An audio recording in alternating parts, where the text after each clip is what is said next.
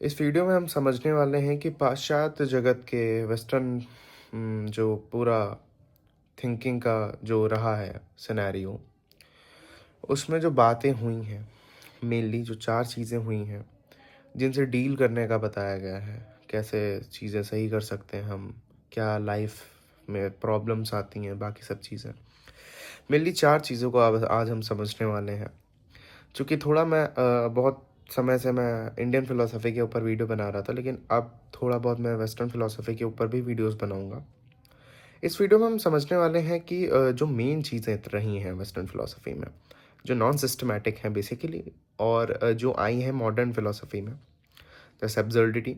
चूँकि ऐसा नहीं है कि खाली मॉडर्न फ़िलॉसफ़ी में ही आई है, ये थी, लेकिन मॉडर्न फ़िलॉसफ़ी में बहुत ज़्यादा पॉपुलर हुई हैं चीज़ें। जैसे absurdity, nihilism, existential crisis and existentialism. ये जो फ्लो बताया, इस फ्लो को आज हम समझेंगे। कैसे हम चीज़ों से निकलते हैं और क्या तरीका है इन चीज़ों से डील करने का और कैसे आती हैं। सबसे पहले हम ये समझते हैं कि एब्सर्डिटी क्या है। एब्सर्डिटी के ऊपर मैंने लास्ट वीडियो बनाया था।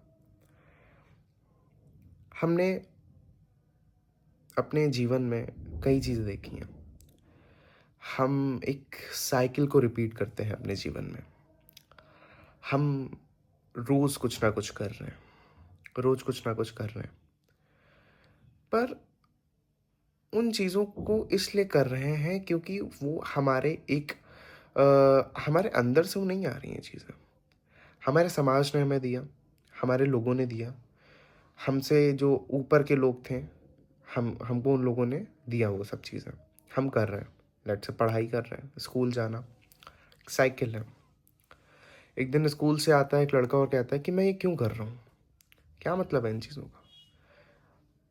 मैं ये करके क्या करना चाह रहा हूँ? ये करके मुझे मिलेगा क्या? ये मुझे क्यों ही ये करना है? क्या कारण है इसके पीछे ये करने का? अब उस लड़के को सब बहुत ज़्यादा इलॉजिकल लग रहा है, सब इलॉजिकल लग रहा है। जिसमें बहुत दिनों तक वो सार समझता रहा था, अब उसके लिए वो आसार है, आसार है। यहाँ से जन्म होता है निहिलिज़्म का। एक बिलीफ था, belief system. When I am saying belief system, I am not talking about any kind of superstitious, I include that. लेकिन हर चीज़ पे अगर आप कुछ काम कर रहे हो तो भी आप कुछ बिलीव कर रहे हो। बिलीफ सिस्टम शैटर हुआ, बंद हुआ, बिलीफ सिस्टम रुका। आप रियलाइज़ करते हो कि जैसा मैं सोच के चल रहा था वैसी चीज़ें नहीं चली। आप सोचते हो कि अरे ये क्या हो गया। इलॉजिकलनेस आपने देखी चीज़ों में, अगर ऐसा कोई वर्ड एग्जिस्ट करता है, इलॉजिकलनेस। आपने पहले लॉजिकल देखा हर चीज़ को, फिर निहिलिज्म आया, आपका बिलीफ सिस्टम टूटा। किसी भी तरह का बिलीफ सिस्टम जो आप सोच रहे थे ये सार है इस चीज़ में, गया। जब ये प्रोसेस हुआ, एब्सर्डिटी से आप निहिलिज्म की तरफ आए, ठीक है। एब्सर्डिटी की डीलिंग में क्या होता है, दी एब्सर्ड की डीलिंग में वो अभी हम नहीं समझ, हम एक फ़्लो की बात कर रहे हैं। और ये फ़्लो मेरे अकॉर्डिंगली ये फ़्लो है, ये मेरे अकॉर्डिंगली है। मैं अभी क्लियर कर देता हूँ, ये किसी भी फिलोसोफर की स्टेटमेंट्स नहीं है जिसने ये बताया है। मेरा ये मानना है फ्लो में काम करती हैं चीज़ें। पहले एब्सर्डिटी आती है, फिर निहिलिज्म आता है, फिर एग्जिस्टेंशियल क्राइसिस आता है, फिर यहाँ से जन्म होता है एग्जिस्टेंशियलिज्म का। यहाँ से आप प्रॉपर चीज़ें दे पाते हो। अब निहिलिज्म आया है, आपका एक बिलीफ सिस्टम टूटा, आपको रियलाइजेशन कुछ हुए। रियलाइजेशन में एक निहिलिस्टिक अप्रोच ये हो सकती है कि अब आप बैठ जाते हो, आप सोचते हो कि मैं अब अकर्मण्य हो जाऊं, मैं कुछ करूंगा ही नहीं। वो होना पॉसिबल नहीं अकॉर्डिंग टू इंडियन फिलोसफी, क्योंकि भगवान कृष्ण कह रहे हैं कि आप अगर कॉन्शियस हो, अगर आप चेतन हो, तो आप कर्म करोगे। कर्म के बिना करे बिना कोई रह ही नहीं सकता है, कर्म तो होना ही होना है। तो कहीं ना कहीं जो निहिलिज्म का जो कंसेप्ट है, आई फील लाइक कि ये अपने में एक डेल्यूजन है, क्योंकि एक नाइलिस्टिक अप्रोच से आप जीवन नहीं जी सकते हो। क्योंकि जीवन जी ही नहीं सकते हो, ऐसा भी कहना नहीं सही होगा, क्योंकि आप अकर्मण्य नहीं हो सकते हो। आप कर्म करोगे, आप कर्म तो करोगे ही करोगे according to Indian philosophical approach. Nihilism, nihilistic बंदा या पर्सन ये कहता है कि यार कोई मीनिंग है नहीं, कोई मीनिंग नहीं है। वो यहीं से वो पेसिमिस्टिक उसमें चला जाता है, फेस में चला जाता है।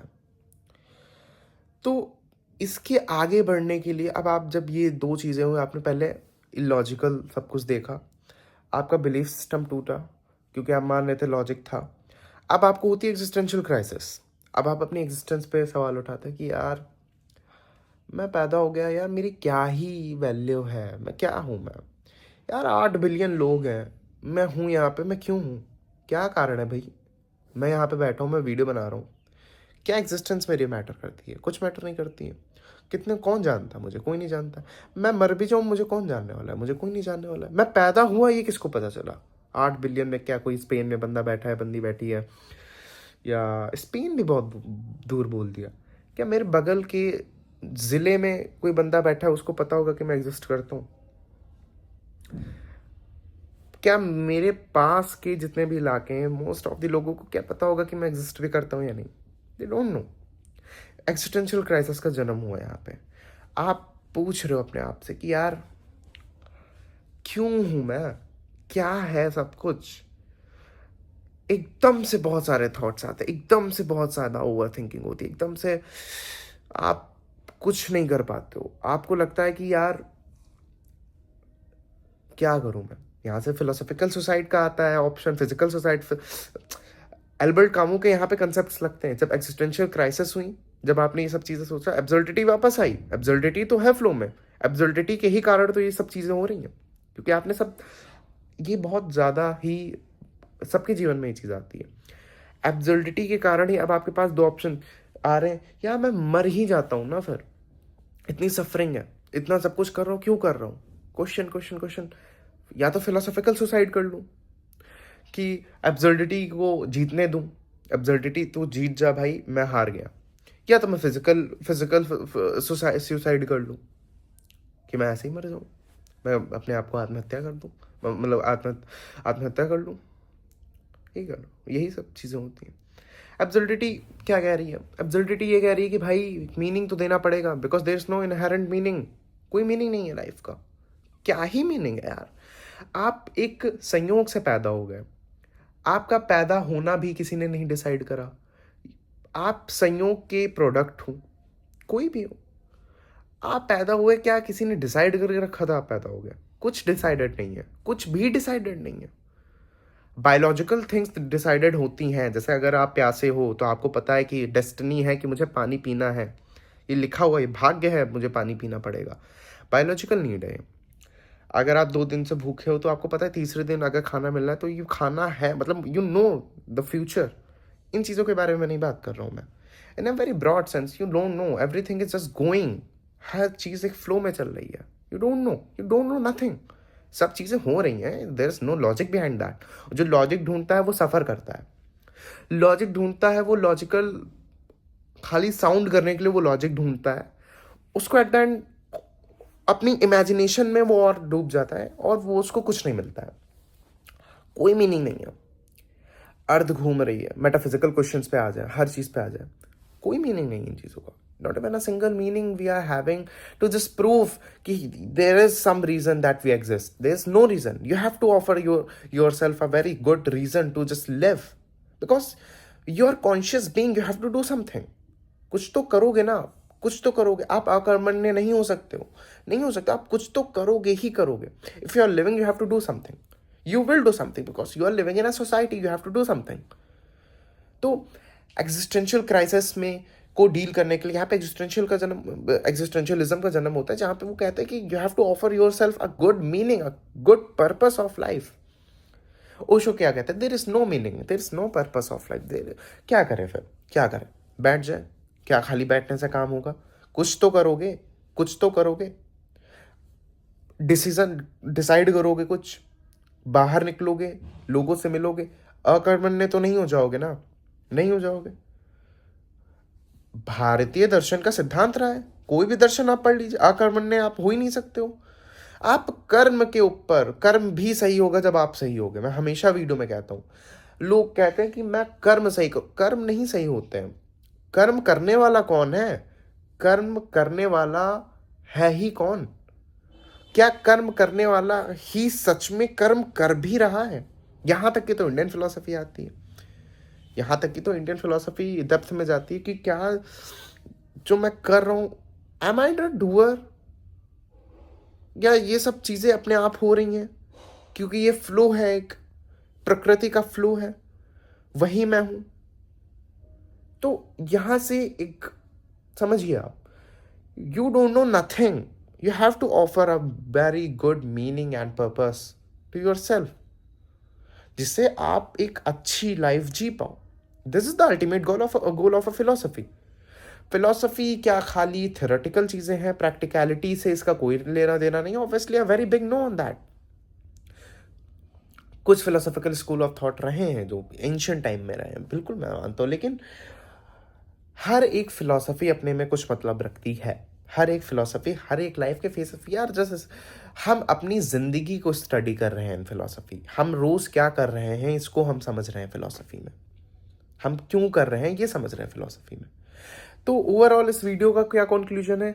मेरे accordingly, from my perspective, from my opinion, इस फ्लो में चीजें चलती है, एब्सर्डिटी आती है, फिर निहिलिज्म आता है, फिर एग्जिस्टेंशियल क्राइसिस होती है, फिर एग्जिस्टेंशियलिज्म एक अप्रोच आती है, और फ्लो ये गुड अप्रोच है to deal with that particular thing, absurdity से, इलॉजिकलनेस पैदा हुए क्यों हुए, वहां से इसको ये फ्लो है जिससे एक एक व्यक्ति डील कर सकता है अपनी चीजों से, क्योंकि ये एब्सर्डिटी आई तो निहिलिज्म तो आया ही आया ना। अगर आपने किसी चीज को इलॉजिकल देख लिया, इलॉजिकल देखा, यानी कि आप कभी ना कभी तो उसको लॉजिक दे रहे होगे, यानी कि निहिलिज्म आया, योर बिलीफ सिस्टम आपका टूट गया, बिलीफ सिस्टम टूटा टूटा, आप फिर सेल्फ डाउट करने लगे, यार क्या रियल है, मैं रियल हूं कि नहीं रियल हूं, मैं एग्जिस्ट क्यों कर रहा हूं, मैं मैटर भी करता हूं कि नहीं करता हूं। यहां से फिर आप अपना दिमाग यूज करते हो। फिर इसके बाद एक्सिस्टेंशियलिज्म अप्रोच का आप पे डिपेंड करता है कि आप उसको लेते हो कि नहीं, क्योंकि you have to take it, you don't have any fucking other option, you have to take it. तो ये एक फ्लो है, ये एक फ्लो है जिससे चीज़ें वर्क करती हैं, और ये एक अप्रोच भी है to deal with absurdity, to offer some reason to yourself. तो यही था आज का वीडियो, जहाँ पे हमने 4 मेन ब्रॉडली, बहुत ब्रॉडली चीज़ों को समझी है। आई नो 12 मिनट की, 13 मिनट की वीडियो में चीज़ें समझाना बहुत मुश्किल है, बट मैंने भटकाया नहीं है, जैसी चीज़ें थी मैंने वैसे ही बताई हैं। एंड बहुत ज़्यादा सिस्टमैटिक वे में मैं नहीं चला हूँ। मुझे ऐसा लगता है कि यही एक फ्लो है। आपका ओपिनियन बहुत ज़्यादा वैरी कर सकता है मुझसे, बट मैं हूँ, आप हो। और अगर वीडियो अच्छा लगा हो तो लाइक करिए। थोड़े अगले वीडियोस थोड़े गैप में आ रही है, बट हाँ बनाता रहूँगा मैं वीडियो। ये था आज का video. Thank you so much for watching.